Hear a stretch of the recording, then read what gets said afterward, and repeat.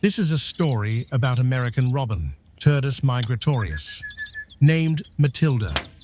She was born at the beginning of July. We don't know exactly when. We found her July 10th under a maple tree with her nest next to her on the ground. Probably some predator, crow or hawk, got to the nest and killed all of her siblings. She was the only survivor. We named her Matilda because she was strong in a battle for life. We just needed to help her a little. From the very beginning, she had a good appetite. She would eat often, every 30 minutes or so, from sunrise to sunset. Initially, we would feed her canned dog food, a good source of protein and fat.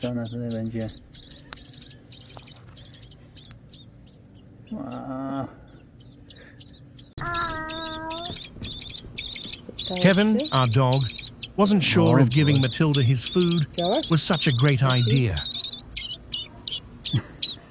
Oh boy. Okay, breakfast.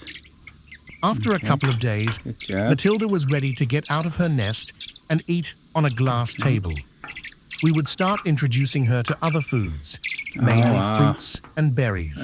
She enjoyed apples, blueberries, and raspberries. A little bit raspberry. She would let us know when she was full. She would simply not open her beak for more food. Something we humans should learn from Matilda. Okay. And of course, some petting after a good meal. She enjoyed being petted on her head.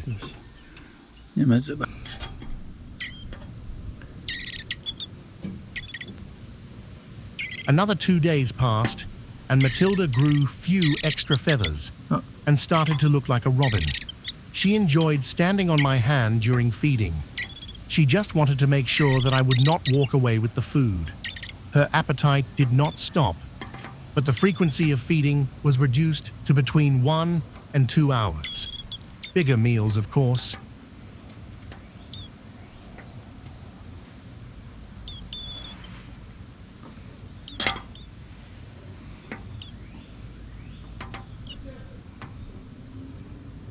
Full again.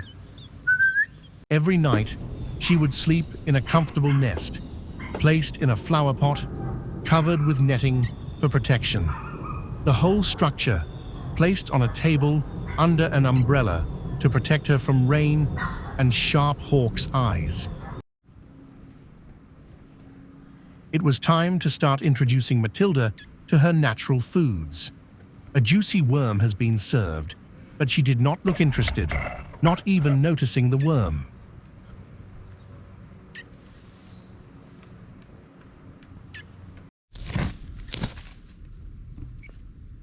It was time to go on a field trip and show Matilda how to look for food in the forest.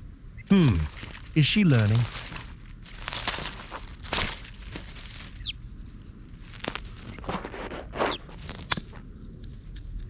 After finding a worm, we would move it to a place where she could clearly see it and eat it. No such luck. Flying lessons were the next activities we started. At least she knew to use her wings and actually tried flying. Good job. She would try to fly short distances on her own. Very encouraging sign. During her pastime, she enjoyed sitting on a branch of a tree and observing other creatures of this planet. Here, a bunny rabbit enjoys his carrot.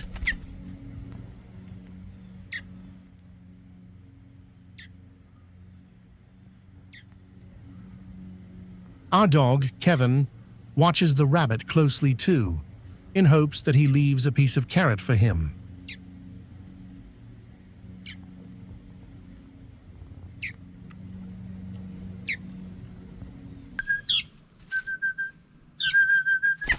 Every morning, she was anxious to get out of her nest with protective net.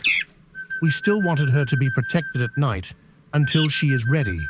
She has not eaten for 10 hours, so she is ready for a big breakfast. Już jest.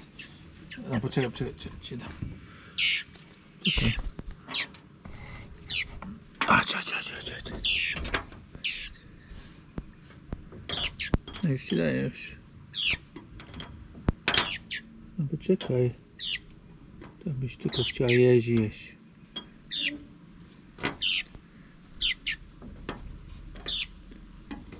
Małe kawałeczki. Marchewkę.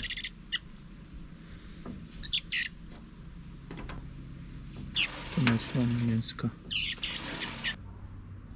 Most of the time, during a day, Matilda would spend on the deck, walk around, practicing flying short distances and waiting for food. Here, she is looking through the window to let me know that she is ready for a snack.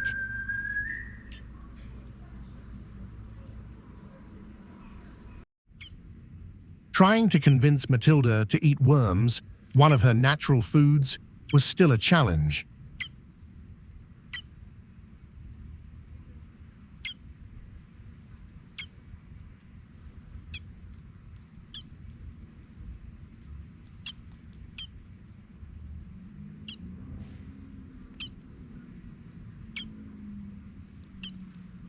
So close.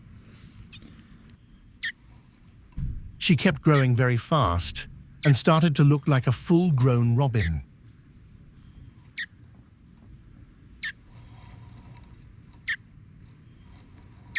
Co? Finally, one day, the moment we were waiting for. Oh. Good job! Trzeba nauczyć tak, jak tego. O. We Tak, continued with flying lessons, practiced often, Yeah. and all the hard work Ready? was starting to pay Set, off. Go. Shh. She would start flying short distances first. Then a little longer distances, all the way across the deck. She would often fly closer to me when called. Chodź. Sometimes she would even land on my hand. Chodź. O, widziałeś? Matilda would start wandering off the deck, often would fly onto the roof, but she would always fly back for dinner. One time, she missed my hand and landed on my head.